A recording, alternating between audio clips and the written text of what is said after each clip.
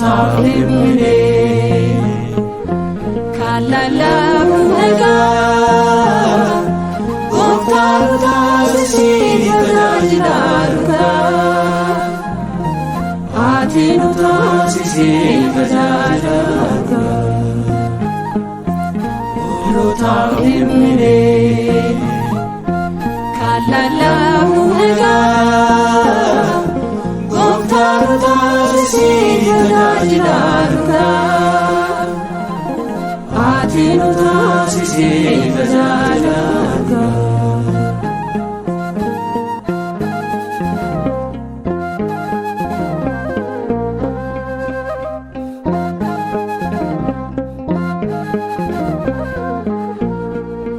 Hoolota Waaqayyoo eeguudhaaf muudamne akka tajaajilu kennaan nu kenname nuti garuu dagannee Waaqayyoof ergamasaa hamaatti saallaannee kunoo ijoollee isaa hoolota Taa'imne kalalamu nagaa gooftaan taasisee tajaajilaluudha ati nu taasisee tajaajilaluudha.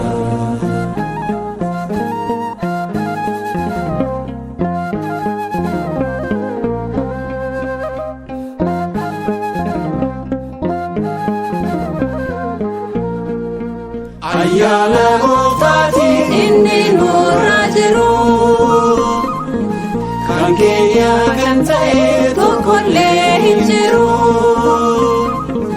hafuura qulqulluu akkan gaddisiisee nu gaafa jiraannu fedhii foon hin ibsee hoolota Taa'imne kalalamu nagaa gooftaan taasisee tajaajilaluudha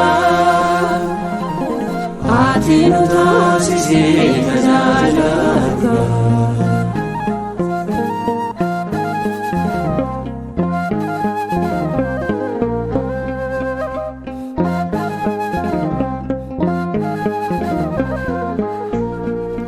Ergamni guddaan waaqarraa fudhannee qoqqoodiinsaa miti kan nuti qophaa'nee seekamee bilsinee dhugannee imaana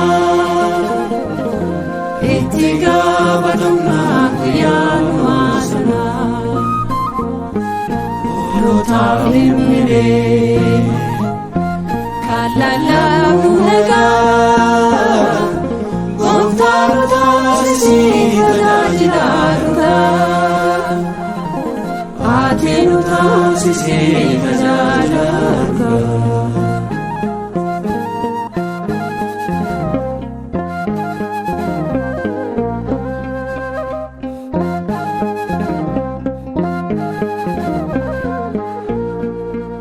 Akkam burjaajofne ilmaan Waaqayyoodha qooqanni ergamuun wangeelaa